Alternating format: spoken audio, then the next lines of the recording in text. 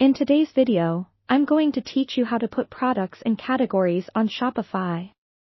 This is an essential step in organizing your online store and ensuring that your customers have a smooth and enjoyable shopping experience. So, let's dive into it. First, you'll want to start by logging into your Shopify admin panel. This is your control center where you can manage all aspects of your store from products to customers, and everything in between. Once you're logged in, direct your attention to the left-hand side of the screen where you'll see a menu of options. Click on Products to begin. Once you're on the Products page, you will see a list of all the products you've added to your store. If you need to categorize a new product, select the Add Product button at the top right.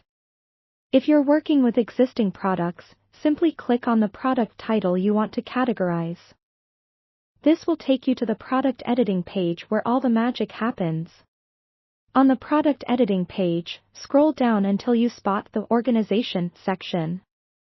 Here, you'll notice a field labeled Product Categories. If this is your first time setting up categories, you might not see any options. Don't worry, it's super easy to create new ones. Click on the Browse button next to the Product Categories field to get started. This will open a small window where you can see any existing categories, and on the right side, an option to create a new category. To add a new category, you simply click Create Collection. Here, you can give your collection a name, something intuitive that best represents the products that will belong to this category.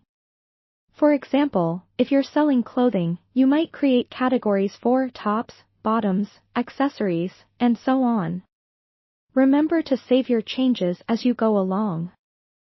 If you're creating a collection for a group of similar products, make sure the categorization reflects the natural shopping habits of your visitors. Think about how you would want to find these products on your site. Who is this category for, and what are they searching for?